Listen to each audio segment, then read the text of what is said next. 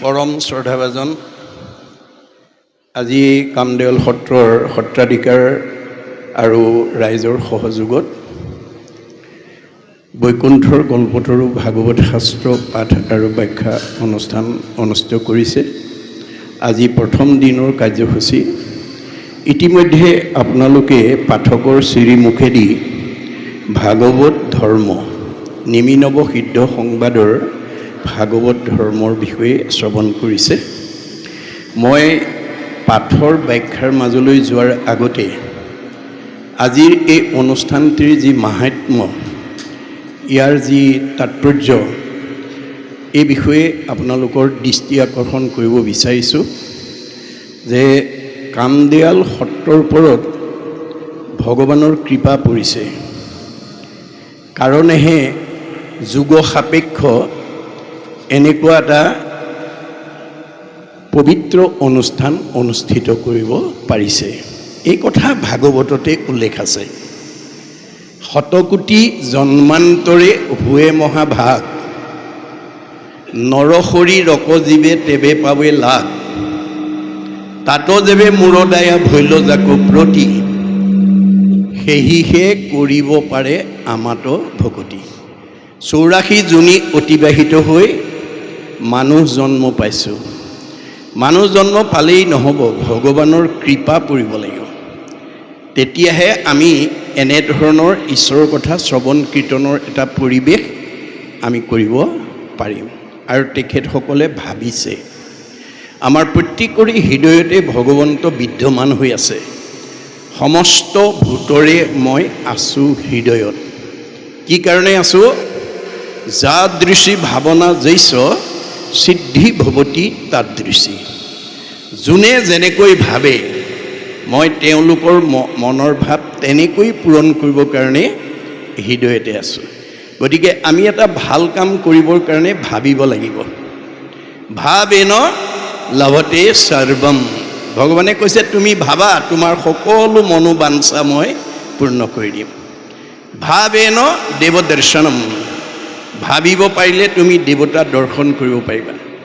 ভাবেন লভতে পৰম জ্ঞানম। ভাবিব পাৰিলে পৰম জ্ঞানৰ অধিকাৰী হ'ব পাৰিবা। তস্মাৎ ভাৱ অৱলম্বনম। এটা ভাল কাম কৰিম বুলি আমাক ভাবিবৰ কাৰণে ভগৱন্তই আহ্বান জনাইছে। গতিকে এইটো কিমান সংখ্যক চিঠিত উল্লেখ নাই। মই সত্ৰাধিকাৰৰ প্ৰতি মোৰ এটা আগতীয়া আহ্বান, তেৰাই যাতে এই অনুষ্ঠানটো যুগ সাপেক্ষ অনুষ্ঠান হিচাপে ইয়াক যদি 25 বছৰত ভৰি দিলে জাক জমকতাই ৰূপালী জয়ন্তী উদযাপন কৰিম, 50 বছৰত ভৰি দিলে সোণালী জয়ন্তী উদযাপন কৰিম, 60 বছৰত ভৰি দিলে হীৰক জয়ন্তী উদযাপন কৰিম, 75 বছৰত ভৰি দিলে মহাৰজত জয়ন্তী উদযাপন কৰিম, আৰু 100 বছৰত ভৰি দিলে শতবাৰ্ষিকী উদযাপন কৰিম। এই পৰিকল্পনাৰে যদি এই সত্ৰত বেদ বেদান্তৰ সাৰ ভাগৱত প্ৰথম স্কন্ধৰ পৰা দ্বাদশ স্কন্ধ শ্ৰৱণ কৰা আৰু শ্ৰৱণ কৰোৱাৰ সুযোগ ল'ব পাৰে, তে এই সত্ৰৰ এলেকাত থকা সকলো জীৱই মুক্তি পাব। আৰু এই সত্ৰ এলেকাৰ কোনো গৃহস্থী ঘৰলৈ অনাগত দিনত বৃদ্ধ পিতৃ মাতৃক বৃদ্ধ বয়সত বৃদ্ধাশ্ৰমলৈ খেদি পঠোৱা জীৱ পুত্ৰৰূপে আহিব নোৱাৰিব।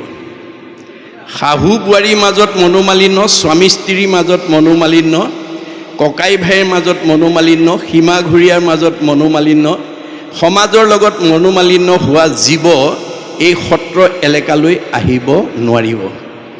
পোহৰৰ ওচৰলৈ যেনেকৈ আন্ধাৰ আহিব নোৱাৰাটো বিজ্ঞানসন্মত বাস্তৱ সত্য, যি সত্ৰত, যি নামঘৰত, যি গৃহত ভাগৱত ভক্তি ধৰ্ম প্ৰচাৰ হ'ব, তালৈও তেনেকৈ বেয়া জীৱ আহিব নোৱাৰাটো তেনেকৈ সত্য।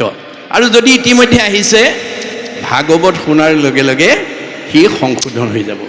আমি ভাগৱত কিয় শুনিব লাগে, কিয় পঢ়িব লাগে, ভাগৱততে উল্লেখ আছে। আকৌ শুনি বন্ধ্যা নাৰী পুত্ৰ হুৱে গুণৱন্ত, দুৰ্জনো সজন হুৱে দুখী ধনৱন্ত। ভাগৱত শুনিলে সতী সন্তান নোহোৱা মহিলাই সুযোগ্য সন্তান পোৱাৰ যোগ্যতা লাভ কৰে। দুষ্ট মানুহ শান্ত হৈ যায় আৰু দুখীয়া মানুহ ধনী হৈ যায়। সেইকাৰণে শংকৰদেৱে সমস্ত জীৱশ্ৰেষ্ঠ মানুহ, কোনো সংঘ অনাসংঘ বামুণীয়া কীৰ্তনীয়া সত্ৰ সমাজ বুলি নহয়, জীৱশ্ৰেষ্ঠ মানুহক আহ্বান কৰি থৈ গৈছে। কি বুলি? কিন্তু আগে প্ৰথমত মহাশাস্ত্ৰ ভাগৱত শুনি উপ মহাযত্ন কৰি। ভাগৱত শুনিবলৈ মহাযত্ন বিশেষণ লগাইছে, মনত ৰাখিব। মহাযত্ন কৰি আহিব। বোলে লাভ কি হ'ব? বিষয়ৰ দুখ যত সকলে কৰিব হত, হৰি ভকতৰ সংগ ধৰি। আজিৰ দৰে ভকতৰ সংগত যদি আপোনালোকে ভাগৱত শ্ৰৱণ কৰিব পাৰে, আপোনালোকৰ পাৰিবাৰিক জীৱন, দাম্পত্য জীৱন, যুগ্ম জীৱন, সাংসাৰিক জীৱন, ব্যক্তিগত জীৱন, সামাজিক জীৱনৰ সকলো দুখ কুষ্টৰ পৰা আমি নিজক মুক্ত কৰিব পাৰিম। আজি যি ভাগৱত সত্ৰত শুনিছে, ই পূৰ্বতে ক'ত আছিল? বৈকুণ্ঠত বুলি কৈছে। স্বাদত অমৃতময় পৰম আনন্দ ৰস পূৰ্বতে আছিলা বৈকুণ্ঠত। কৃষ্ণৰ কৃপাতো পাছে অৰ্ধেক বয়স গৰিলে, পাইলা ব্ৰহ্মা পদ্ম কলপত। সৃষ্টিকৰ্তা ব্ৰহ্মাই আধা বয়স যাওঁতে পদ্মকল্পত শ্ৰীনাৰায়ণৰ মুখে এই ভাগৱত 4 শ্লোকত শুনিছিল। শুনি ব্ৰহ্মা দিলা নাৰদক ইটো ফলৰ ৰহস্যক, নাৰদে ব্যাসক আনি দিলা, নগৈল তিলেক ভাগি ইডালে সিডালে লাগি, শুক মুখে মাটিত নামিলা। গতিকে ভগৱন্তই নাৰদক ব্ৰহ্মাক ক'লে 4 শ্লোকত, ব্ৰহ্মাই 6 শ্লোকক নাৰদক ক'লে, নাৰদে 8 শ্লোকক ব্যাসক ক'লে, ব্যাসে 10 শ্লোকক শুকক ক'লে, শুকে 12 শ্লোকক পৰীক্ষিতক কোৱা ভাগৱত আজি আমি কামদিয়াল সত্ৰত বহি শুনিবলৈ পাইছোঁ। গুৰুজনে আহ্বান জনাইছে, কৰা পাণ ফল ইটো, যাৰ আছে ভাগ্য যিটো। আজি ইয়ালৈ যিসকল আহিছে ভাগ্যৱান বুলি কৈছে ভাগৱতে, ভগৱানে যে যিসকল আজি ভাগৱত শুনিবলৈ আহিছে ভাগ্যৱান। ৰস বিভাৱনত চতুৰ টেঙৰ মানুহ বুলি কৈছে। আজি ভাগৱত শুনিবলৈ অহাসকলক টেঙৰ মানুহ বুলি কৈছে। সাধুৰ সংগ অনুসৰি কৃষ্ণ কথা কৰ্ণে ভৰি, সমস্ত আপদ কৰা দূৰ। আমাৰ জীৱনৰ সকলো আপদৰ পৰা আমি নিজক মুক্ত কৰিব পাৰিম যদি ভাগৱত শুনাৰ সৌভাগ্য ল'ব পাৰিম। আপোনালোকে জীৱন্ত কালত যদি প্ৰথম স্কন্ধ ভাগৱতৰ পৰা দ্বাদশ স্কন্ধ ভাগৱত নিজে পঢ়া বা শুনাৰ সৌভাগ্য ল'ব পাৰে, আপোনালোকো পৰীক্ষিতৰ দৰে গতি পাব। ভাৰতবৰ্ষৰ প্ৰথম কোনে ভাগৱত শুনিবলৈ বাধ্য হৈছিল? যিজনক ভগৱানে শ্ৰেষ্ঠ বৈষ্ণৱ ৰজা কৰি জন্ম দিছিল, যাৰ নাম আছিল পৰীক্ষিত। পৰীক্ষিতক ভগৱন্তই ভাৰতবৰ্ষৰ শ্ৰেষ্ঠ বৈষ্ণৱ ৰজা কৰি জন্ম দিছিল। তৎসত্ত্বেও অভিশপ্ত হৈ গ'ল। কিয়? তেওঁক দিয়া প্ৰতিভাটো প্ৰয়োগ কৰিব নজনাৰ কাৰণে। তেওঁক ভগৱন্তই বৈষ্ণৱ কৰি জন্ম দিছিল। বৈষ্ণৱৰ প্ৰতিভা কি? সাধুৰ সেৱা নাম ধৰ্ম কৰিবেক সাৰ, বৈষ্ণৱ বোলয় এহি তত্ত্ব আছে যাৰ। আপোনালোকৰ ঘৰৰ পৰিয়াল সমাজৰ মানুহৰ মাজত যাৰ সন্ত মহন্ত ভক্ত বৈষ্ণৱ সাধুৰ প্ৰতি যাৰ শ্ৰদ্ধা থাকিব, নামৰ প্ৰতি যাৰ আস্থা থাকিব, সেই গুণবিশিষ্ট ব্যক্তিজন ডেকা ল'ৰাই হওক বা গাভৰু ছোৱালীয়ে হওক, বোৱাৰীয়ে হওক বা শাহুৱেই হওক, পিতৃয়ে হওক বা মাতৃয়ে হওক, তেওঁ গুণত বৈষ্ণৱ। বৈষ্ণৱৰ দ্বিতীয় বৈশিষ্ট্য কি? এনেদৰে সংগবদ্ধভাৱে ঈশ্বৰৰ কথা শুনাৰ কাৰণে বহাৰ পিছত নাম প্ৰসংগতেই হওক, পাঠ প্ৰসংগতেই হওক, ভাগৱত ব্যাখ্যাতেই হওক, ধৰ্মালোচনী সভাতেই হওক, একেলগে বহাৰ পিছত গ্ৰাম্য কথা নাপাতে, বিষয়ৰ কথা নাপাতে। ভকতৰ বিষয়ত নাহি আসকতি, কৃষ্ণ কথা শুনিবলৈ সদায় কৰে ৰতি। দৈনন্দিন জীৱনত কৃষ্ণ কথা এটা শুনি কেনেকৈ জন্ম জন্মান্তৰ কাৰণে অক্ষয় পুণ্য সঞ্চয় কৰি জীয়াই থাকোঁতে সুখ ভোগ আৰু শান্তিত থাকি মৰিলে সৎগতি পাব পাৰে, তাৰ কাৰণে সদায় অনুৰাগী হৈ থাকে। কৌতূহলী, কিউৰিঅচিটি অফ মাইণ্ড, কৌতূহল মন এটা লৈ বহি থাকে। কিয়নো জগত পাৱন হৰি কথা সমুদায়, ভকতৰ সংগ বিনে আন সংগে নাই। আমাৰ মন পবিত্ৰ কৰিব, পৰিয়াল পবিত্ৰ কৰিব পৰা, সমাজ পবিত্ৰ কৰিব পৰা, পৰিৱেশ পবিত্ৰ কৰিব পৰা শক্তি ভকতৰ বাদে আনত নাই। মনত ৰাখিব কথাটো। সেইকাৰণে বৈষ্ণৱ গুণসম্পন্ন ব্যক্তিয়ে গ্ৰাম্য কথা, বৃথা বাক্য নুবুলিব নামাতিব মিছা, কৃষ্ণ কথা শুনিবলৈ কৰিবেক ইচ্ছা। এই আগ্ৰহটো যাৰ আছে তেওঁ গুণত বৈষ্ণৱ হৈ আছে। মনত ৰাখিব কথাটো। 4 নম্বৰ বৈশিষ্ট্য কি? নামক জপিয়া ব্ৰহ্ম কৰিবেক মন, নিৰামিষে সদায়েই কৰিব ভোজন। 100% যি বৈষ্ণৱ বা ভকত গুণসম্পূৰ্ণ হৈ জন্ম লৈছে এই পৃথিৱীত, তেওঁ জন্মগতভাৱেই আমিষ খাব নোৱাৰে, তেওঁ সংস্কাৰী জীৱ। গতিকে ভগৱানে কৈছে, যত দেখা ভূত প্ৰাণী সবাহাকে বিষ্ণু মানি হিংসা এৰি কৰা উপকাৰ। মই সকলোতে আছোঁ দেই, গতিকে পাৰিলে কাৰোবাক উপকাৰ কৰিবা, কাকো হিংসা নকৰিবা। পৰীক্ষিতে সেইখিনিতে ভুল কৰি দিলে। কি কৰিলে? ভগৱানে কৈছিল কাকো হিংসা নকৰিবা, কিন্তু তেওঁ হিংসা কৰিবৰ কাৰণে ওলাই গ'ল, পহু মাৰিবৰ কাৰণে, মৃগয়া কাঢ়িবৰ কাৰণে ওলাই গ'ল, যাৰ কাৰণে ভাৱনাতেই পাপ হৈ গ'ল। আৰু পহুৰ পিছত দৌৰি দৌৰি পিয়াহত অণ্ঠকণ্ঠ শুকাই যেতিয়া সমীক ঋষিৰ আশ্ৰমত পানী বিচাৰি সোমাল, সেই সময়ত সমীক ঋষিয়ে একান্ত মনে ঈশ্বৰক ধ্যান কৰি আছে। কোন আহিছে কোন অহা নাই ক'ব নোৱাৰে, কিন্তু পৰীক্ষিতে সেই বিবেচনা নকৰি পদমৰ্যাদাক প্ৰাধান্য দি, মই দেশৰ ৰজা, তুমি মোৰ প্ৰজা, তোমাৰ আশ্ৰমত আহিছোঁ, তুমি মোক মান্যতা দিয়া নাই, এই বুলি খঙত একো নাই হৈ ধনুৰ আগেৰে মৰা সাপ এটা আনি সমীক ঋষিৰ ডিঙিত মেৰিয়াই থৈ গুচি গ'ল। খবৰটো তেওঁ খেলি থকা পুত্ৰ চিংগিমুনিয়া লগৰীয়াৰ মুখে গম পাই দৌৰি আহি দেখিলে, হয় পিতাকৰ ডিঙিত কোনোবাই মৰা সাপ আঁৰি থৈ গৈছে। তেওঁ খঙত একো নাই হৈ অভিশাপ দি দিলে, মোৰ পিতাদেউৰ ডিঙিত যোনে এনেকৈ মৰা সাপ আঁৰি থৈ গৈছে, এই তক্ষকে তাক 7 দিনত দংশন কৰি মাৰিব। খবৰটো পৰীক্ষিত কৰ্ণগোচৰ হোৱাৰ লগে লগে মৃত্যু ভয়ত ত্ৰস্তমান হ'ল আৰু পুত্ৰ জন্মেজয়ক মাতি আনি ক'লে, বোপাই মই কৰ্মদোষত অভিশপ্ত হ'লোঁ, মোক 7 দিনত তক্ষকে দংশন কৰিব, মোৰ মৃত্যু অনিবাৰ্য। এই সপ্তদ্বীপা পৃথিৱী পৰিচালনাৰ দায়িত্ব মই তোমাৰ ওপৰত অৰ্পণ কৰিলোঁ, আৰু মই কিবা প্ৰকাৰে তক্ষকৰ হাতৰ পৰা, কালৰ হাতৰ পৰা, মৃত্যুৰ হাতৰ পৰা নিজক বচাব পাৰোঁ নেকি উপায় বিচাৰি যাওঁ। এই বুলি জন্মেজয়ক ৰাজ্যভাৰ দি তেওঁ ক'ত গ'ল? গংগাৰ পাৰত আশ্ৰয় ল'লেগৈ। মনত ৰাখিব, পৰীক্ষিতে মৃত্যুৰ হাতৰ পৰা নিজক বচাবৰ কাৰণে গংগাত আশ্ৰয় ল'লে। পৰীক্ষিতে যদি গংগাত আশ্ৰয় লয়, আমি ল'ব লাগেনে নালাগে? আৰু এই দুদিনত আপোনালোকে ল'বনে নাই, এই কথা প্ৰত্যেকেই অনুভৱ কৰিব লাগিব। কি গংগা? নামেই গংগা। আজি আপোনালোকে নামৰ আশ্ৰয় লৈছে, নামে নাতাৰিলে জীৱ আৰু কোনে তাৰে। ভগৱানৰ নামে নতাৰিলে আমাক আৰু তৰণৰ বিকল্প নাই। খবৰটো শুনাৰ লগে লগে ৰাজ্যৰ দেৱঋষি, ৰাজঋষি, ব্ৰহ্মঋষি, ঋষিজকে প্ৰমুখ্য কৰি গণ্য মান্যসকল আহি পৰীক্ষিতৰ সন্মুখত সমবেত হ'ল। এই কথাটোৱে আমাক কি শিকাইছে? যে আপোনালোকৰ কামদিয়াল সত্ৰৰ এলেকাত বাস কৰি থকা বিভিন্ন পৰিয়াল, বিভিন্ন বংশ, বিভিন্ন জাতি, বিভিন্ন ধৰ্ম, বিভিন্ন সমাজৰ লোকে বাস কৰি থাকিব পাৰে।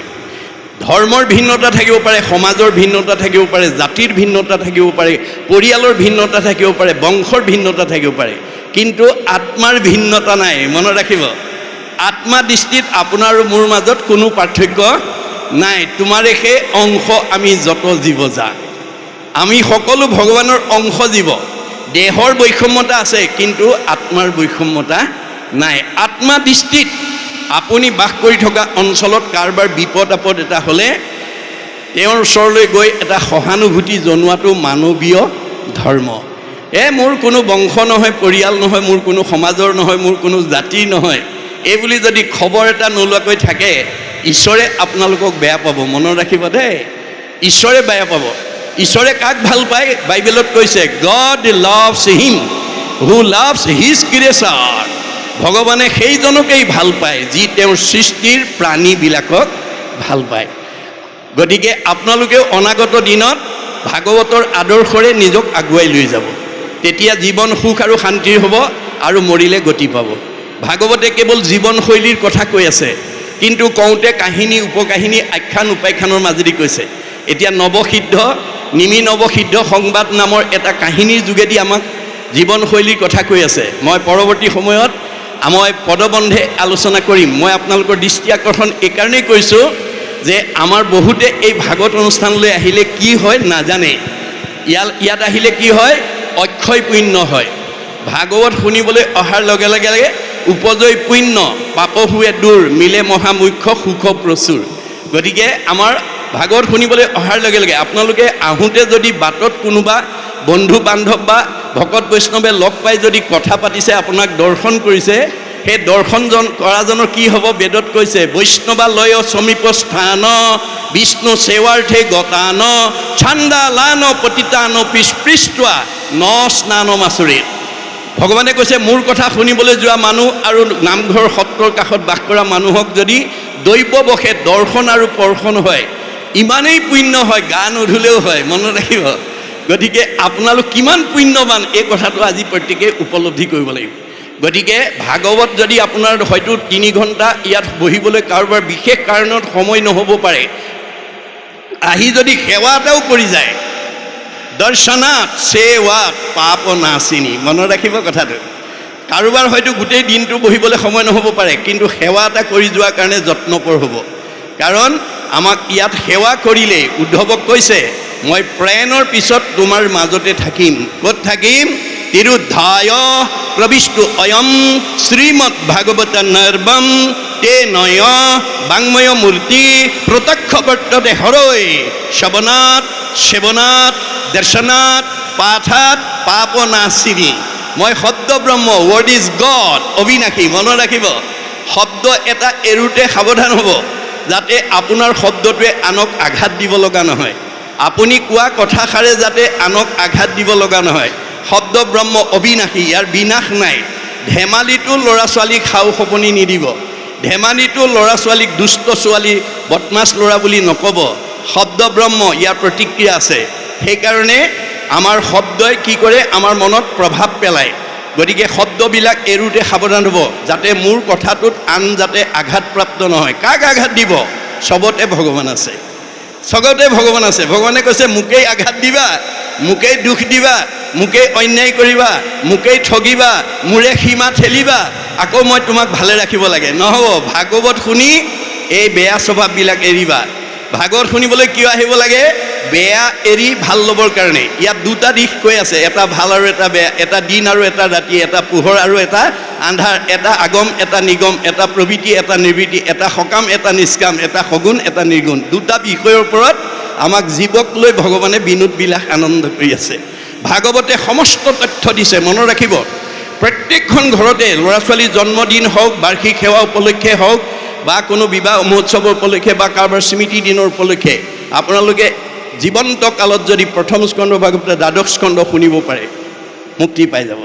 গতিকে পৰীক্ষিতৰ ওচৰলৈ অহাৰ লগে লগে তেওঁ সাহস পালে, প্ৰেৰণা পালে আৰু প্ৰশ্ন কৰিলে। কোৱা দেৱঋষি, কোৱা ৰাজঋষি, কোৱা ব্ৰহ্মঋষি, কোৱা ঋতিজ, কোৱা গণ্যমান্যসকল, মই কি কৰিলে তক্ষকৰ দংশনৰ পৰা নিজক বচাব পাৰিম? ৰজাৰ প্ৰশ্ন শুনি প্ৰত্যেকে নিজা নিজা অভিমত আগবঢ়ালে। কোনোৱে ক'লে তপ কৰা, কোনোৱে ক'লে জপ কৰা, কোনোৱে ক'লে যজ্ঞ কৰা, কোনোৱে ক'লে দান কৰা, কোনোৱে ক'লে তীৰ্থ কৰা, কোনোৱে ক'লে স্নান কৰা। নানা ঋষিৰ নানা মত। নানা ঋষিৰ নানা মতে পৰীক্ষিতৰ মৃত্যু ভয় আঁতৰ কৰিব নোৱাৰিলে। কিয়? কাৰণটো এই 11 স্কন্ধ ভাগৱতে গুৰুজনে লিখি থৈ গৈছে যে ভগৱন্তৰ সৃষ্টি 4 মুঠি জীৱ, উৰণ বুৰণ গজন ভ্ৰমণ। এই 4 মুঠি জীৱৰ ভিতৰত আজিৰ দৰে ঈশ্বৰৰ কথা শুনি কৈ ভক্তি কৰি ধৰ্ম আচৰণ কৰি মুক্তি পাব পৰা শক্তি আনৰ নাই। গীতাত কৈছে অসংখ্যাত জীৱ আছে সংসাৰৰ ভিতৰে, মনুষ্যাকে ভজে আনে ভজিতে নাপাৰে।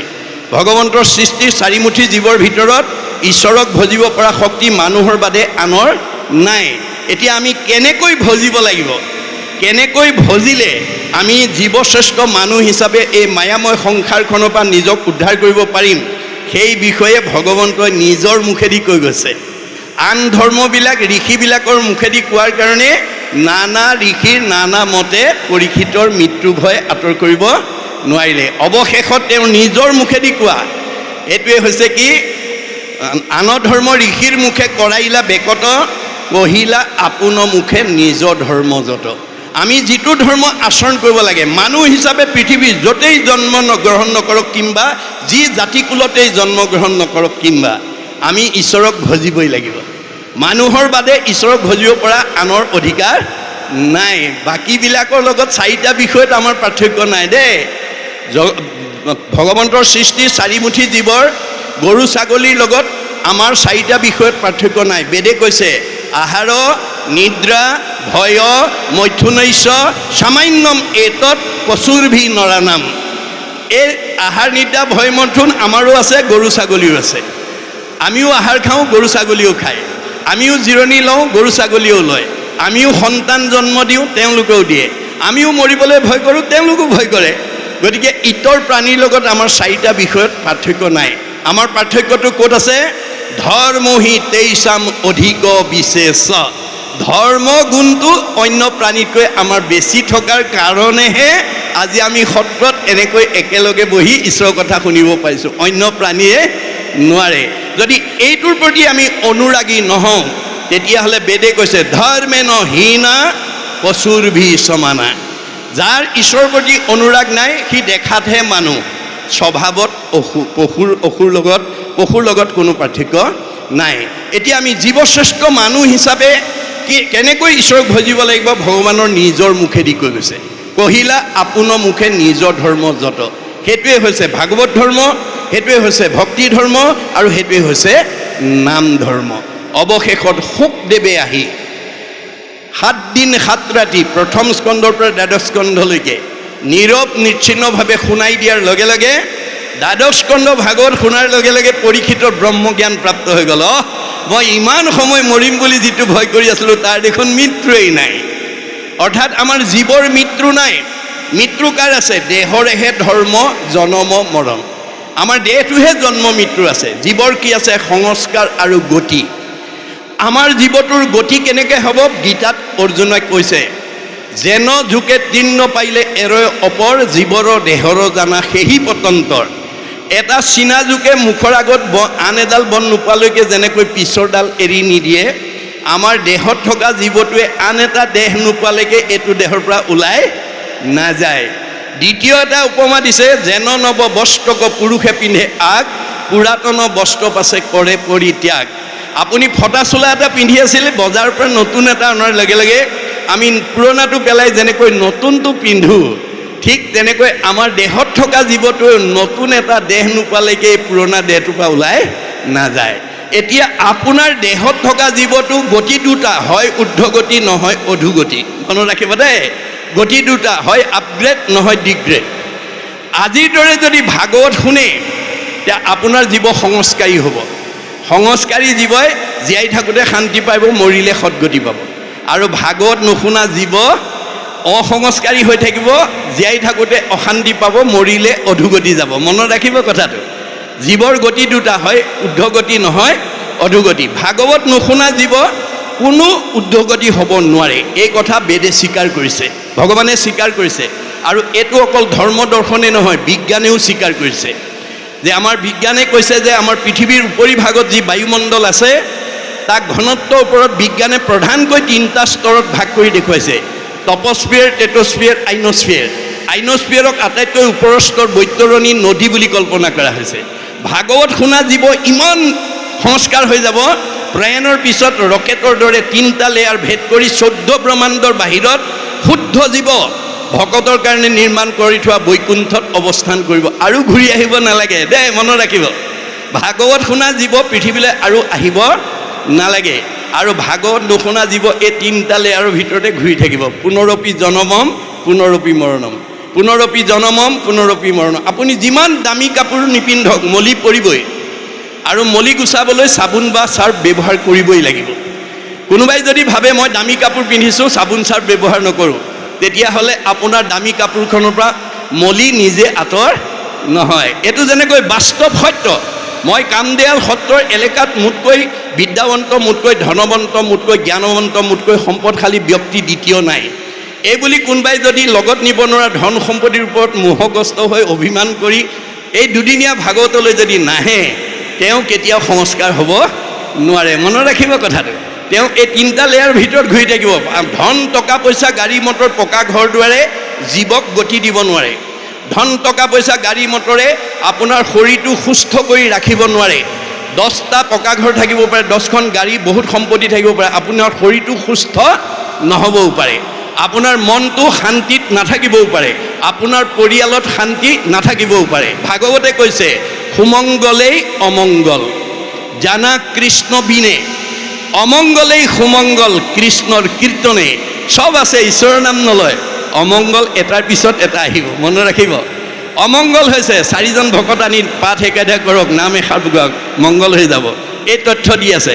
এতিয়া আমাৰ একাদশ স্কন্ধ নিমিনৱ সিদ্ধ সংবাদ এই অধ্যায়ত আমাৰ ভাগৱত ধৰ্মৰ উপলক্ষে আমাক কোৱাৰ পিছত আমাৰ উপদেশ বাণীত কি কৈছে আমি তাৰ ওপৰতে প্ৰথম আলোচনা আৰম্ভ কৰিছোঁ যে মহাপুৰুষ গুৰুজনাই এই জীৱশ্ৰেষ্ঠ মানুহ এই সংসাৰৰ পৰা উদ্ধাৰ হ'বৰ কাৰণে তেওঁ বহু ঠাইত নিজা উপদেশ বাণীৰে আমাক জ্ঞান দিব প্ৰয়াস কৰিছে।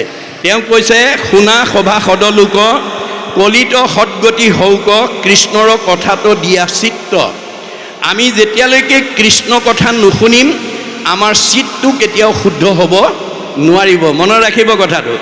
আপুনি বচনত ঈশ্বৰত শৰণ ল'ব পাৰিব, বচনে কেৱল মাত্ৰ হৰিত শৰণ লোৱা চিত্তে আন দেৱক ভজয় জানিবাহা কদাচিতো সিদ্ধি সিটো নলহয় হৰিত আৰু সন্তোষ নহয়। আপুনি যেতিয়ালৈকে এক ঈশ্বৰত এক দেও এক সেউ একবিনে নাই কেও এই ধাৰণাটো যিদিনালৈকে আপুনি মনত আনিব নোৱাৰিব তেতিয়ালৈকে আপোনাৰ মনে বিভিন্ন দেৱ দেৱী পূজা অৰ্চনাৰ প্ৰতি গুৰুত্ব দিব।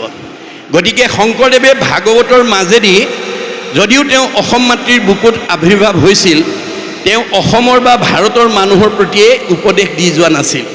শংকৰদেৱে ভাগৱতৰ মাজেদি ধৰ্মৰ মাজেদি বিশ্বৰ জীৱশ্ৰেষ্ঠ মানুহক আহ্বান জনাইছিল কি বুলি উবা নৰলোক হৰি ভজিউক ধৰা ইটো উপদেশ এৰা আলজাল জীৱা কটকাল জৰা ভৈল পৰবেশ। উবা অসমৰ মানুহ উবা ভাৰতৰ মানুহ উবা সংঘ অনাসংঘ বামুণীয়া কীৰ্তনীয়া সত্ৰ সমাজৰ বুলি সম্বোধন কৰা নাই, বিশ্বৰ জীৱশ্ৰেষ্ঠ মানুহৰ প্ৰতি আহ্বান চলাইছে। যিটো আহ্বানৰ প্ৰতি সঁহাৰি জনাই মহামানৱ মহাত্মা গান্ধীয়ে এটা মন্তব্য কৰি থৈ গৈছে কি বুলি what Sankardev was alone able to do nowadays the whole army of the English knowing people cannot do. বিশ্বত এতিয়ালৈকে যিমানবিলাক গুৰু আৱিৰ্ভাৱ হ'ল শংকৰদেৱে বিশ্ব মানৱৰ কাৰণে যিমান অমূল্য অৱদান দি থৈ গৈছে পৃথিৱীত আৰু কোনো গুৰুৱে সিমান অৱদান দিব পৰা নাই। আৰু সেইজন গুৰু অসম মাতৃৰ বুকুত আৱিৰ্ভাৱ হোৱাৰ কাৰণে মহাত্মা গান্ধীয়ে অসমবাসীক ভূয়সী প্ৰশংসা কৰি থৈ গৈছে কি বুলি Assam is indeed fortunate for Sankardev has 5 centuries back given to Assamese people an ideal which is also my ideal of Ram Rajya। মই যিখন ৰাম ৰাজ্য অসমত প্ৰতিষ্ঠা কৰাৰ মানস কৰি আহিছিলোঁ শংকৰদেৱে 500 বছৰ পূৰ্বতে সেই ৰাম ৰাজ্য অসমত প্ৰতিষ্ঠা কৰিছে। অসমবাসী সঁচাকৈয়ে ভাগ্যৱান। কিন্তু আজি অসমৰ মানুহে গুৰুজনাৰ দৰ্শন সঠিকভাৱে আজি এই কামদেৱাল সত্ৰৰ দৰে প্ৰতি সত্ৰই যদি এই ধৰণে আলোচনা কৰে আমাৰ মাজত সম্প্ৰীতিটো আহি যাব, আমি এক আত্মা হিচাপে আমি প্ৰতিষ্ঠিত হ'ব পাৰিম। এতিয়া আমাৰ দেহ ধৰ্ম লৈ আছে, যেতিয়ালৈকে আপোনালোকে দেহ ধৰ্ম ল'ব এই 3টা লেয়াৰতে ঘূৰি থাকিব লাগিব। পুনৰপি জনমম পুনৰপি মৰণম অনিত্য অশ্বাশ্বত। দেহৰহে মতা মাইকী বগা ক'লা ওখ চাপৰ শকত ক্ষীণ আপোন পৰ চুত বৰ এইবিলাক দেহৰ ধৰ্ম। দেহবিলাক আত্মা নহয়, দেহবিলাক কেৱল চিনি পাবৰ কাৰণে সৃষ্টি কৰিছে। ভগৱানে কৈছে মই দেহবোৰ কেৱল চিনি পাবৰ কাৰণে সৃষ্টি কৰিছোঁ, দেহটো আত্মা নহয়, নামটো আত্মা নহয়। প্ৰত্যেক জীৱৰে একোটা একোটা নাম দিয়া আছে আৰু নামটো চাই কওঁ এইটো কুকুৰ এইটো মেকুৰী এইটো গাহৰি এইটো ছাগলী। আমাৰ প্ৰত্যেকৰে নাম এটা এটা দি থৈ আছে। কি কাৰণে দিছে? দাৰ্শনিক পণ্ডিতে কৈছে এই name is a kind of face whereby one is known. আমাৰ যে নাম এটা এটা দিছে ইজনে সিজনক চিনি পাবৰ কাৰণেহে নামটো দিছে। আমি নামটো চাই কওঁ এওঁ যাদৱ এওঁ মাধৱ এওঁ কল্পনা এওঁ মাধৱী। নামটো আত্মা নহয়, নামটো দেহটো আত্মা নহয়।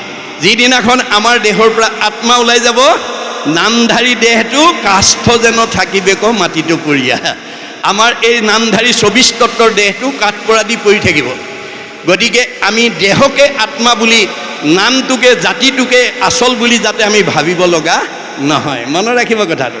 আমি আত্মা ধৰ্ম যেতিয়ালৈকে ল'ব নোৱাৰিম তেতিয়ালৈকে আমি সংসাৰ চক্ৰতে ঘূৰি থাকিব লাগিব। কাৰণ দেহ অনিত্য অশ্বাত। গতিকে যিটো বস্তুৰ বিনাশ আছে সেইটো ধৰ্ম লৈ অজ্ঞানী ধৰ্ম লৈ আমি কেতিয়াও ঈশ্বৰৰ ওচৰলৈ যাব নোৱাৰোঁ। গতিকে আমাক ভাগৱতে আত্মা ধৰ্মৰ শিক্ষা দি আছে।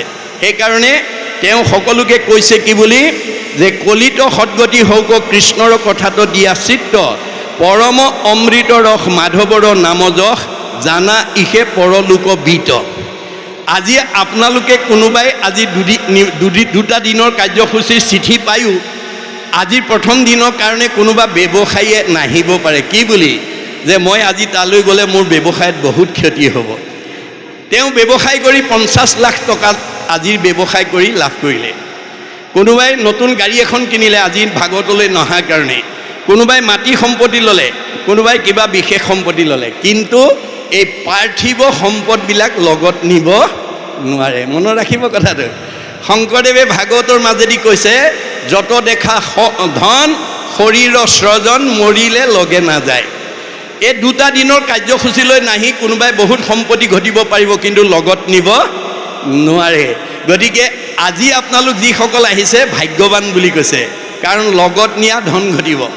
পৰকালৰ ধন মাধৱৰ নাম তাক লোৱা গ'লে বান্ধি ঐত এটিক্ষণে এৰা আলজাল পাছে মৰি বাহা কান্দি।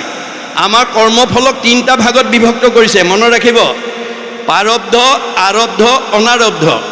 প্ৰাৰব্ধ বেছি পুণ্য লৈ কামদেৱাল সত্ৰৰ এলেকাত যিবিলাক গৃহস্থী বাস কৰি আছে তেওঁলোক সকলোতকৈ ওপৰত থাকিব, যি বেছি পুণ্য লৈ আহিছে। মধ্যম পুণ্য লৈ অহাবিলাক মধ্যমত থাকিব, আৰু কম পুণ্য লৈ অহাবিলাক কমত থাকিব।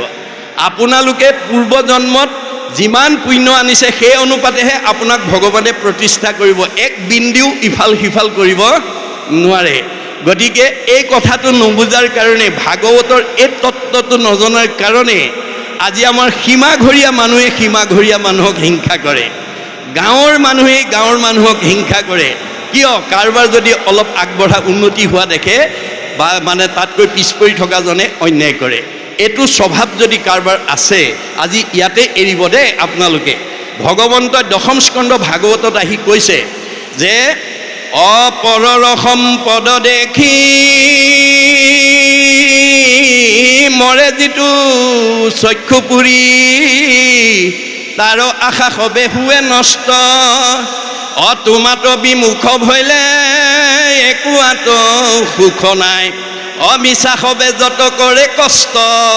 আপুনি যিমান কষ্ট কৰি ধন উপাৰ্জন নকৰক কিম্বা তেওঁ থকা হৃদয়খনত যদি পৰহিংসা ভাৱ লৈ থাকে, আপোনাৰ মনৰ কামনা ভগৱন্তই কেতিয়াও পূৰণ হ'বলৈ নিদিয়ে। মনৰ কামনা পূৰণ নোহোৱা কোনো মানুহে খোলা হাঁহি মাৰিব নোৱাৰে। খোলা হাঁহি মাৰিব নোৱাৰা মানুহৰ চেহেৰা ভাল নহয়, কমনীয়তা নাবাঢ়ে, আয়ুস নাবাঢ়ে দেই। মনত ৰাখিব, বাইবেলত চলমনে কৈছে merry heart do it good like a medicine, a broken heart dried the bone. যাৰ হৃদয়ত আনন্দ থাকিব মেডিচিনৰ দৰে কাম কৰিব, চেহেৰা ধুনীয়া কৰিব, কমনীয়তা বঢ়াই দিব, পৰমায়ুস বঢ়াই দিব। যাৰ হৃদয়ত দুখ বেদনা ভৰি থাকিব সি আৰু মানে হেৰি কৰক, মানে তাৰ আৰু মানে ঘিউ মৌ খাই থাকক, হাড়লৈকে শুকাই যাব। আহাৰে চেহেৰা ভাল কৰিব নোৱাৰে যেতিয়ালৈকে মনটো আনন্দত ৰাখিব নোৱাৰে। আনন্দ আপুনি বিচাৰিব নালাগে, আনন্দই আপোনাৰ ঘৰ বিচাৰি আহিব। কপিলে কৈছে মাকক, মা মূৰ শুনিৰ মল কথা কহন্ত শুনন্ত, মুতবিনে চিত্ত আন দেৱত নেদন্ত, পৰম আনন্দ আহি মনত মিলয় তেবে তাক আৰু 3টা পে নচুৱায়। আপুনি ৰাতিপুৱা শুই উঠাৰ পৰা গধূলা খোৱালৈকে আপোনাৰ ঘৰলৈ অহা আলহী অতিথি ভকত বৈষ্ণৱ বন্ধু বান্ধৱক লগ পালে আপুনি যদি কৃষ্ণৰ কথা কয়, শুনে আৰু গায়, তেতিয়াহ'লে আনন্দ আপোনাৰ ঘৰলৈ নিজে আহিব। আপুনি আনন্দ বিচাৰিব নালাগে। ভাগৱতৰ এই দৰ্শনটো নজনাৰ কাৰণে আপোনাৰ ঘৰলৈ অহা আলহী অতিথি ভকত বৈষ্ণৱ বন্ধু বান্ধৱ লগ পালে আপুনি যদি পৰচৰ্চা, পৰনিন্দা, পৰ সমালোচনা কথা পাতে, আপোনাৰ সমালোচনাই যদি আনৰ অন্তৰত আঘাত দিয়ে, আলোচনা কৰা কিজনৰ কি হ'ব? বা ভগৱানে কৈছে পাপাই পৰপীড়নম। আপোনাৰ সমালোচনাই যদি আনৰ অন্তৰত দুখ দিয়ে, সমালোচনা কৰা দুজনৰ পাপ হ'ব। পাপ হোৱাৰ লগে লগে তেওঁলোকৰ জীৱনলৈ দুখ দুৰ্গতি নামি আহিব, আয়ুস কাটি দিব। আনৰ অন্তৰত আঘাত দিয়া মানুহে কেতিয়াও 100 বছৰ ভোগ কৰিবলৈ নাপায়। মনত ৰাখিব দেই। কাৰোবাৰ যদি সেইটো স্বভাৱ আছে আজি ইয়াতে এৰিব দেই। আপুনি কেতিয়াও নাভাবিব, কোনো শাহুৱেকে নাভাবিব মই বোৱাৰীক আঘাত দি মই শান্তি পাইছোঁ। কোনো বোৱাৰীয়ে নাভাবিব মই শাহুক অন্তৰত দুখ দি মই শান্তি পাইছোঁ। এই কথাটো নজনা বহুত শাহুৱেকে লগৰজনীক কয়, মই আজি বুইছা বোৱাৰীক একদম ঠিকছে দি দিছোঁ, হাড়লৈকে ভেজাই দিছোঁ। কেতিয়াবা কিছুমান বোৱাৰীয়েও আকৌ শাহুৱেকক অন্তৰত আঘাত দি লগৰজনীক কয়, বুজিছা মই আজি শাহুক একদম ঠিকছে দি দিছোঁ, হাড়লৈকে ভেজাই দিছোঁ। ভগৱানে কৈছে কাক দিছা? চবতে দেখোন ময়ে আছোঁ, শাহুৰৰ দেহতো ময়ে আছোঁ, বোৱাৰীৰ দেহতে ময়ে আছোঁ। মোকে দুখ দিবা, মোকে আঘাত দিবা, মোকে অন্যায় কৰিবা, আকৌ মই তোমাক ভালে ৰাখিব লাগে? নহ'ব। ভাগৱত শুনি এইবিলাক স্বভাৱ এৰিবা। ভাগৱত শুনিবলৈ কিয় আহিব লাগে? বেয়া এৰি ভাল ল'বৰ কাৰণে। বেয়া এৰি ভাল লোৱাটোৱে বৈজ্ঞানিক দৃষ্টিভংগী। আপুনি ভাগৱত শুনি যেতিয়ালৈকে জীৱনৰ বেয়াবিলাক এৰিব নোৱাৰিব, তেতিয়ালৈকে ভগৱানে আপোনাক ভালত ৰাখিব নোৱাৰিব। সেইকাৰণে দাৰ্শনিক পণ্ডিতে কৈছে, bed is bed and good is good, do bed never never and do good ever ever. বেয়াটো সদায় বেয়া, তাক ত্যাগ কৰিব। ভালটো সদায় ভাল, তাক আঁকোৱালি ল'ব। কপিলে মাকক কৈছে, জীৱৰ দুৰ্ভেদ্য পাশ সংগক হয়, কিন্তু দুৰ্জনৰ সংতে জীৱে লাগয়। মা তুমি যদি জীৱনত ভাল মানুহ হ'ব খুজিছা, বেয়া মানুহৰ সংগ ত্যাগ কৰিবা। সেই সংগ নিতে যদি কৰে সাধুত, মুখ্যৰ দুৱাৰ তেবে হুৱে মুকুট। আজিৰ দৰে যদি আপোনালোকে সাধুৰ সংগ প্ৰত্যেক দিনে 1 ক্ষণ 4 মিনিট, বেছি নহয়, 4 মিনিট সময় আপোনালোকে ঈশ্বৰৰ কথা কোৱা, শুনা আৰু গোৱাৰ কাৰণে ঘৰখনৰ প্ৰতিজন সদস্যই যাতে দিব পাৰে তাৰ প্ৰতি গুৰুত্ব দিব। কাৰণ অৰ্জুনক কৈছে, আৰু হেৰা শুনা তুমি, একবিনে নহো দুই, অবিদ্যা মায়াতো ভিন্ন দেখি। অৰ্জুন তুমিয়ে মই একেটাই। মায়াত থকাৰ কাৰণে মানুহে আমাক দুটা দুটা বুলি ভাবে। মোৰ অংশ জীৱ তুমি, মই আত্মা অন্তৰ্যামী, এহি হেতু তুমি মই সখী। তুমি মোৰ অংশ জীৱ অৰ্জুন, সেইকাৰণে তুমিয়ে মই সখী। অৰ্জুনৰ লগত যদি সখী, আমাৰ লগত সখী হয়নে নহয়? আমি তেওঁৰ অংশ হয়নে নহয়? তোমাৰে সেই অংশ আমি যত জীৱ যাক হয়নে নহয়? অৰ্জুনক বেছ কৰি লৈছে, আধাৰ কৰি লৈছে, আমাক কৈ আছে কথাবিলাক। বেদে আমাৰ কথা কৈ আছে আৰু কৈছে যে সাৰথীৰ কহোঁ ভেদ, লোৱা তাৰ পৰিছেদ, আনে নজানয় মহামতী, যিগোটা যে মহাৰথী, ৰথে চৰি কৰাগতি, ৰথ পুনো চলাৱে সাৰথী। হে অৰ্জুন, তুমি যিখন ৰথত উঠি মহাৰথী হিচাপে যুদ্ধত অৱতীৰ্ণ হৈছা, কৰ্মত অগ্ৰগতি হৈছা, সেই ৰথখন মই চলাই আছোঁ। সৰ্বতো সময়তে মনত ৰাখিবা। অৰ্জুনক কোৱাৰ চলে আমাক কৈছে, অৰ্জুনৰ ৰথখন যদি ভগৱানে পৰিচালনা কৰিছে, আমাৰ ৰথখন কোনে পৰিচালনা কৰিছে? আমাৰ ৰথখনৰ নাম কি? দেহ ৰথ, ঘোঁৰা মন, ইন্দ্ৰী প্ৰাণ সেনাগণ, বিষয় অৰণ্য ভৈলতাৰ। নাই, আমাৰ দেহটোক ৰথ বুলি কৈছে, মনক ঘোঁৰা বুলি কৈছে, আৰু 10 ইন্দ্ৰিয়ক সৈন্য সামন্ত বুলি কৈছে, আৰু বিষয়খনক অৰণ্য বুলি কৈছে।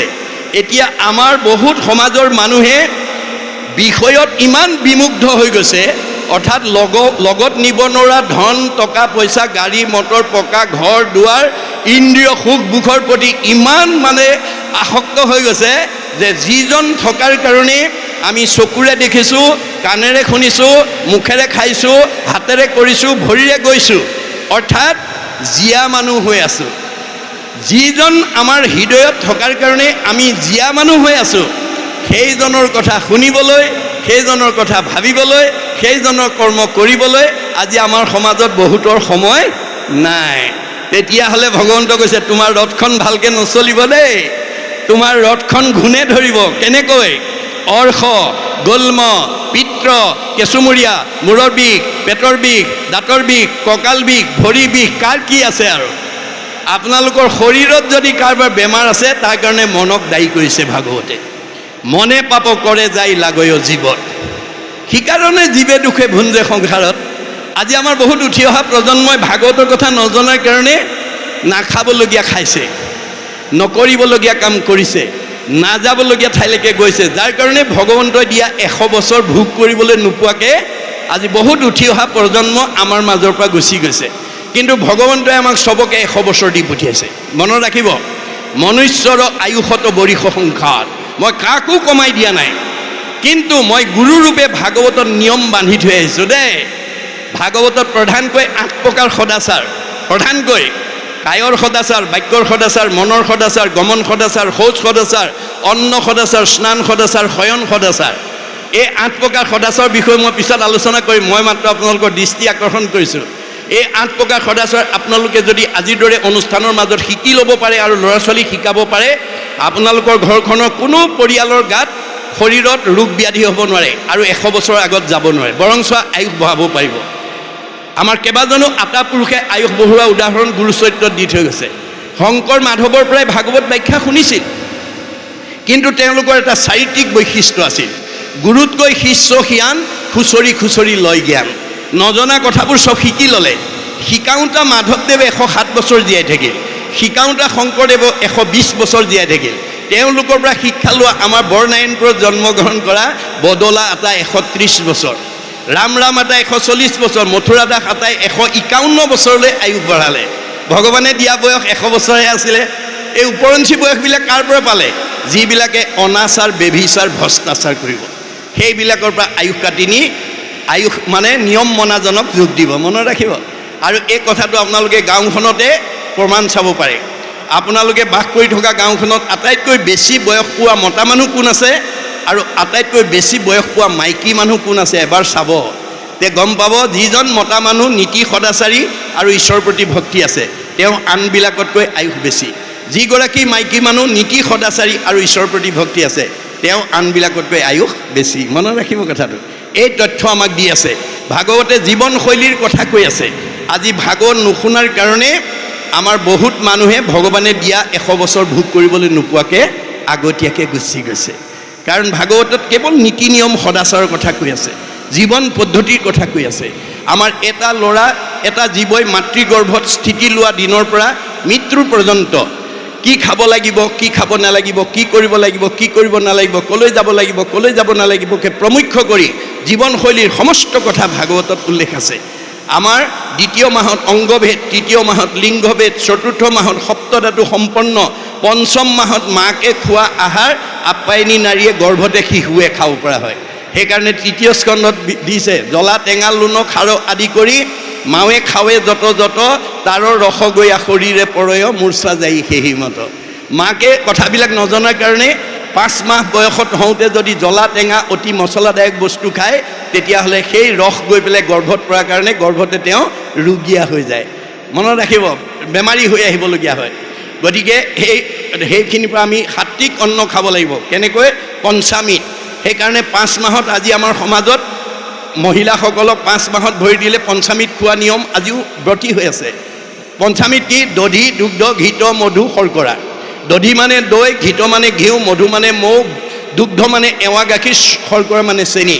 এই 5টা সাত্বিক অন্ন যদি আমি সেই সময়ৰ পৰা 5 মাহৰ পৰা যদি 10 মাহ 10 দিনলৈকে খুৱাব পাৰোঁ, তে গৰ্ভতে শিশুটো মেধাৱী হ'ব, পণ্ডিত হ'ব, সুশ্ৰী হ'ব, সৰ্বগুণাকৰ হ'ব। মনত ৰাখিব কথাটো। আৰু 7ম মাহত বহি দিলে বোধ হ'ব, 8ম মাহত মাকে শুনা কথা গৰ্ভতে শুনিব পৰা হয়।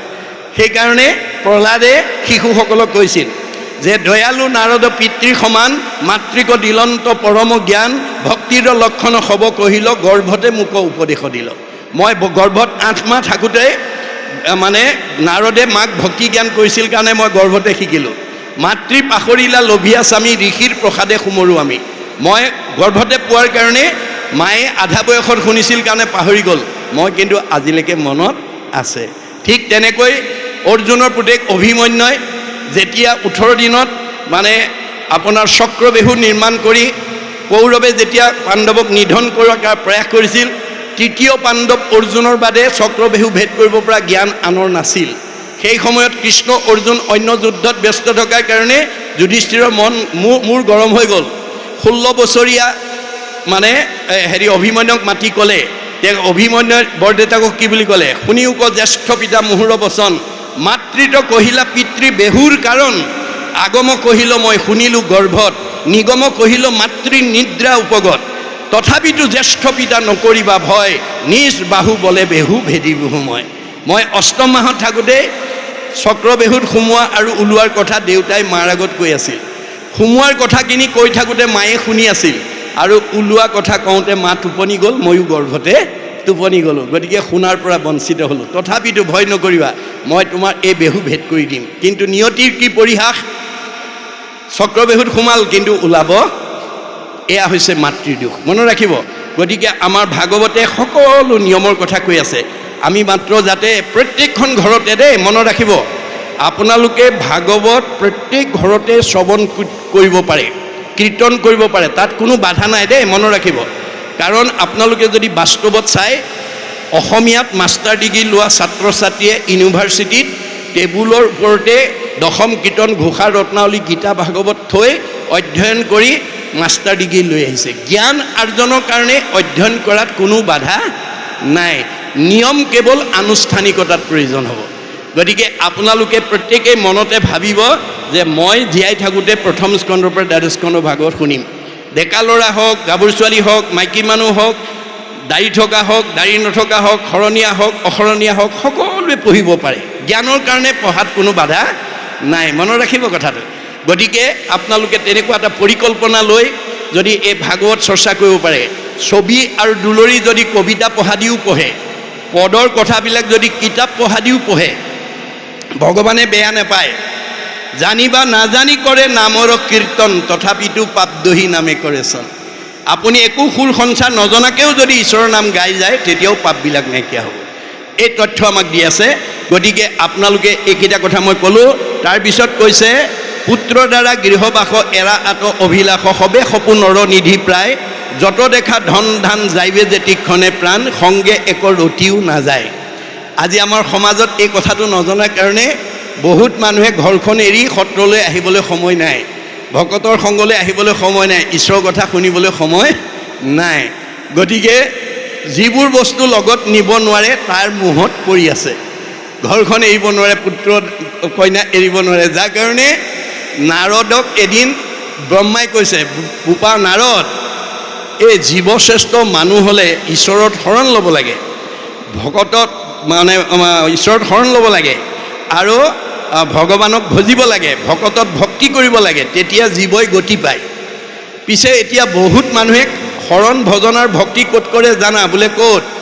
ঘৰত শৰণ ভাৰ্যাত ভজন, পুত্ৰত কৰে ভকতি, গৃহ শৰীৰত হৈব আশকতি, যাইবে সিটো অধুগতি, কদাচিতো তাৰ সংগ নলয় বাহা, নিশ্চয় কহোঁ মুনিৰাজ, মায়াৰত নয় জানিবাসী জন, সিটো বৈষ্ণৱৰ বাজ। যি মানুহে ঘৰখনকে আচল বুলি ভাবে, পুত্ৰ কন্যা ভাৰ্যা সুখবিলাককে প্ৰকৃত সুখ বুলি ভাবে, সেইজন বৈষ্ণৱৰ বাজ, হয়নে? সেইকাৰণে কৈছে, তুমি যিবিলাকক মুখ কৰি আছা, পুত্ৰৰ দ্বাৰা গৃহবাস এৰা আত অভিলাষ, সবে সপোন নিধি প্ৰায়, যত দেখা মানে ধন ধান যেতিক্ষণে যাইবে প্ৰাণ, সংগে এক ৰতিও নাযায়। আইসকলে বেছি বুজি পাব দেই, আমাৰ ইয়াত বহি থকা আইসকলে এই ৰতি শব্দটো বেছি বুজি পাব। মানে শংকৰদেৱে এই ৰতিটো সোণৰ হিচাপৰ লগত প্ৰয়োগ কৰিছিলে। চৰতিয়ে 1 অনা হয়, 16 অনাই এভৰি বা এতোলা হয়। আমাৰ আইসকলৰ ডিঙিয়ে কাণে নাকে হাতে কেইবাতোলাও পিন্ধি থাকে। পিছে যাবৰ সময়ত ইমান দিন পিন্ধি আছিলে বুলি দুৰতিমান নিদিয়ে দেই, আগতে খুলি ৰাখিব, মনত ৰাখিব। সংগে এক ৰতিও নাযায়, ইমান দিন পিন্ধি আছিলে বুলি কেইৰতিমান নিদিয়ে, চব খুলি ৰাখিব। সেইকাৰণে যিটো বস্তু আপুনি যাওঁতে এৰতিও নিব নোৱাৰে, সেই মায়া মোহত যাতে আমি পৰি থাকিব লগা নহয়। লগত নিয়া ধন ঘটক, আজিৰ দৰে ঠাইলৈকে আহিব, এনেকুৱা অনুষ্ঠানলৈ নিমন্ত্ৰণ পালে 10 বন কাটি কৰি আহিব। মহাপুৰুষে লিখিছে, তোমাৰ গুণৰ মহিমা দেখিয়াই, আন যত কাম দূৰতে তেজিয়া থৈলো।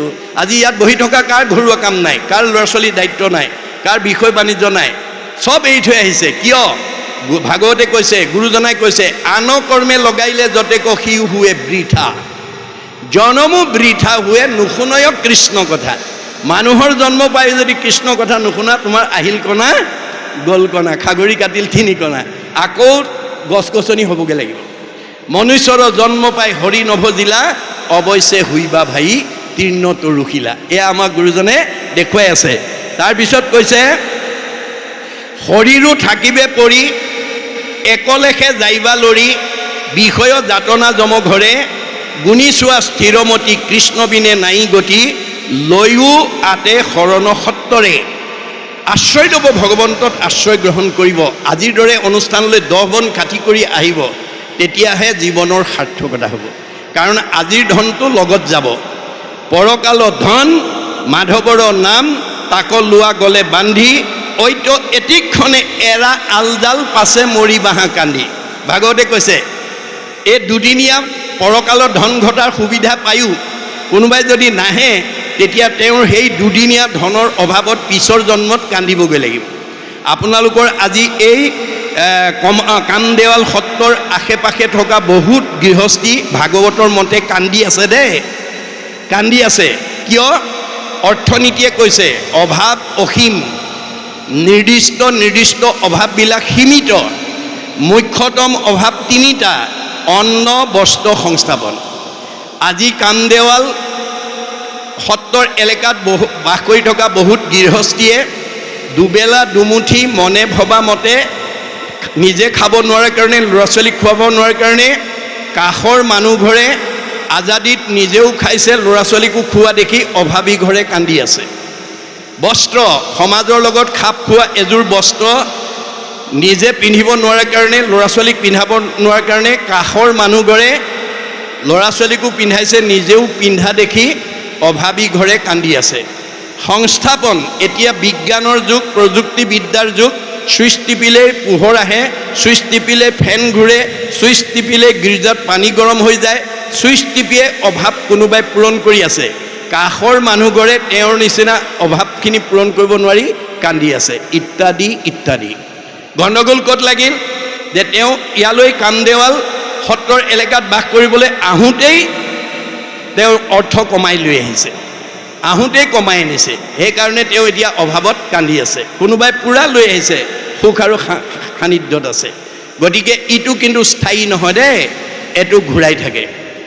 চক্ৰবৎ পৰিৱৰ্তনতে দুখানিছ সুখানিছ। আপুনি পূৰ্বৰ পুণ্যৰ ফলত এই জন্মত কামদেৱাল সত্ৰৰ এলেকাত ধনে ধানে টকাই পইচাই গাড়ীয়ে মটৰে পকা ঘৰে দুৱাৰে মাজত থাকিও যদি ঈশ্বৰৰ নাম ল'ব পাৰে, তেতিয়া ভগৱন্তই আপোনাক কোনো বিপদত পৰিবলৈ নিদিয়ে বুলি ভাগৱতত কৈছে দেই, মনত ৰাখিব। অসম্পদ কালত যিজনে ভজয়, ঈশ্বৰক নিষ্ঠ কৰি তাৰ অমংগল সকলে গুচয়, তাক ৰক্ষা কৰে হৰি। চব আছে কিন্তু ঈশ্বৰৰ নাম নেৰে, সেইজনক সকলো বিপদৰ পৰা ভগৱানে ৰক্ষা কৰে। কিন্তু ভাগৱতৰ এই দৰ্শনটো নজনাৰ কাৰণে আজি আমাৰ সমাজত বহুত মানুহে ধন ধান টকা পইচা গাড়ী মটৰ পকা ঘৰ দুৱাৰ চাকৰি ব্যৱসায় নদন বদন হ'লে সত্ৰলৈ নহা হয়, ভকতৰ সংগলৈ নহা হয়, নামঘৰলৈ নোযোৱা হয়, ঈশ্বৰৰ কথা নুশুনা হয়। ভগৱানে কৈছে তাকো মই শুনিবলৈ বাধ্য কৰাই দিম। কেনেকৈ? এনেকুৱা এটা বেমাৰ দি দিম যিটো ডাক্তৰৰ চিকিৎসা কৰিও ভাল নোহোৱা হ'ব। সেইদিনা কিন্তু সি মোক মাতিবলৈ বাধ্য হ'ব, কি বুলি? পাৰ কৰা ৰঘুনাথ সংসাৰ সাগৰে। আজি আমাৰ সমাজত বহুত মানুহে ঈশ্বৰক কেতিয়া ভাবে? যেতিয়া পৰিয়ালত কিবা এটা বিপদ হয় বা নিজৰ জীৱনত কেতিয়াবা বিপদ আহে, তেতিয়াহে ভগৱানৰ নাম লয়। ভগৱানে কৈছে বিপদত পৰি মোৰ নাম লোৱাজনক মই ভাল পাওঁ বুলি কোন শাস্ত্ৰত কোৱা আছে?